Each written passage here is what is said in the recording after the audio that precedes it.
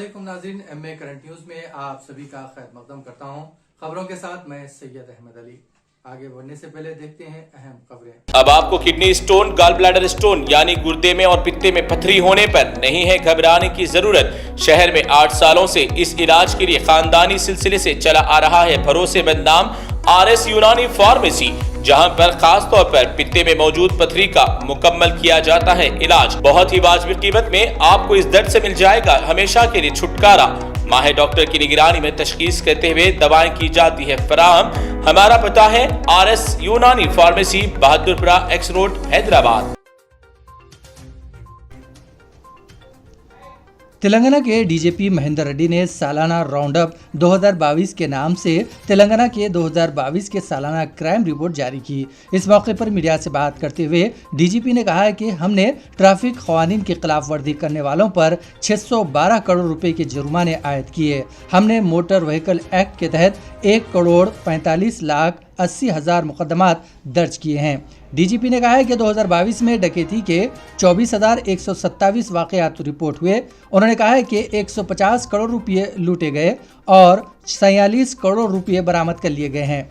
इस साल कत्ल के 760, असमत रेजी के 2,126 और पोक्सो के 2,432 मामला सामने आए हैं। ख़वातीन के खिलाफ जराइम के 17,908 मुकदमा दर्ज हुए। इस साल 19,460 सड़क हादसा पेश आए हैं। 6,750 लोगों ने अपनी जान गंवाई।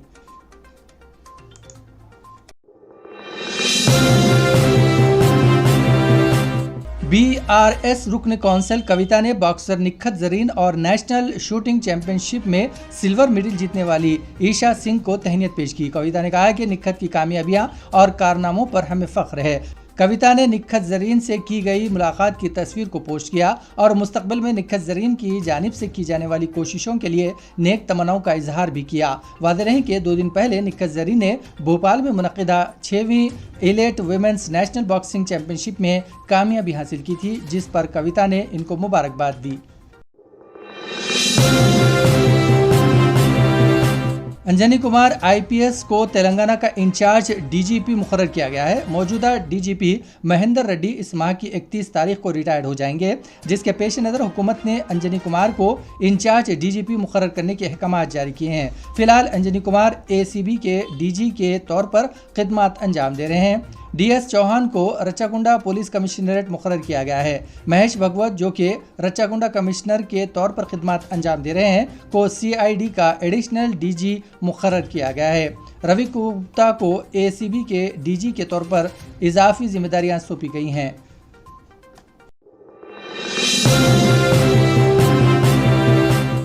नेशनल इन्वेस्टिगेशन एजेंसी की जानिब से केरला में पॉपुलर फ्रंट ऑफ इंडिया के खिलाफ बड़े पैमाने पर कार्रवाइयाँ की जा रही हैं। ज़राए के मुताबिक NIA ने केरला में 60 मुकामात पर धावे किए। वजारत दाखिला ने इस साल सितंबर में PFI पर 5 साल के लिए पाबंदी लगा दी है।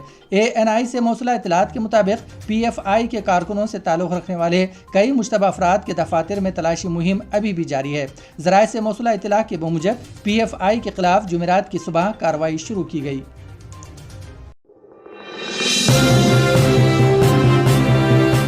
तेलुगु देशम सरबराह नारा चंद्रबाबू नायडू के नेल्लूर जिले के कंदुकूर में रोड शो के दौरान भगदड़ मच गई। कारकुनों की बड़ी तादाद वहां जमा हो गई थी और अफरा तफरी की वजह से बास कारकुन खरीबी नहर में गिर गए। तेलुगु देशम के कायदी ने जख्मी कारकुनों को अस्पताल पहुंचाया। 8 कारकुनों की कंदूर के अस्पताल में इलाज के दौरान मौत हो गई, जबकि दिगर जख्मी जेर इलाज है। चंद्रबाबू नायडू ने हादसे के बाद दरमियान में ही अपनी तकरीर रोक दी और अस्पताल जाकर मुतासरीन की इयादत की। जख्मियों को बेहतर इलाज फराहम करने की हिदायत जारी की।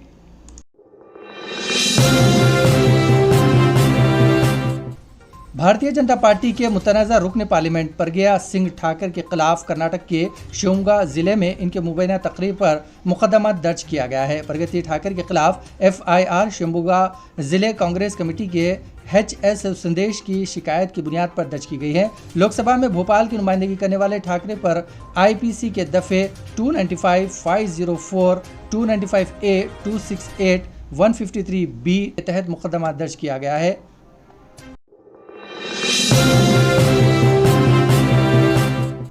दुनिया की मजलूम तरीन अक़लियत रोहिंग्या, जिन्हें खुश्की पर कहीं पनाह हासिल नहीं, सारा साल कश्तियों में पनाह की तलाश में निकलते हैं, अक्सर खुले समंदर में डूब जाते हैं, थोड़े बहुत इंडोनेशिया या किसी दूसरे मुल्क के साहिल पर पहुंचकर पनाह मांगते हैं। म्यांमार से जान बचाकर रोहिंग्या मुसलमानों की एक कश्ती 60 अफराद को लेकर इंडोनेशिया के साहिल पर पहुंचने में कामयाब हो गई, जबकि दूसरी कश्ती डूब गई। अक़वाम मुत्तहिदा के पनाहगज़ीन के इदारों ने अपने एक बयान में कहा है कि इनमें तकरीबन 180 रोहिंग्या अफराद के समंदर में डूब जाने का खदशा है, जिनकी कश्ती इस माह के अवाइल में बांग्लादेश से मलेशिया के लिए रवाना हुई थी। इंडोनेशिया में पीर के रोज़ जब 180 रोहिंग्या अफराद को ले जाने वाली एक कश्ती साहिल पर पहुंची तो बहुत से लोगों का ख्याल था कि ये वही लोग हैं जिनके मुतालिक पनाहगज़ीनों के आलमी इदारे को खदशा था कि वो समंदर में डूब चुके हैं, लेकिन बांग्लादेश और मलेशिया में कुछ रोहिंग्या पनाहगज़ीनों ने कश्ती के ज़रिए इंडोनेशिया पहुंचने वाले कुछ मुहाजिरीन से बात करने के बाद बताया कि इन 180 अफराद जो ताल्लुक़ से इन 180 मुहाजिरीन से नहीं है और वो भी तक लापता है, और अब ये खदशात बढ़ रहे हैं कि वो किसी समंदरी हादसे का शिकार होने के बाद हलाक हो चुके हैं।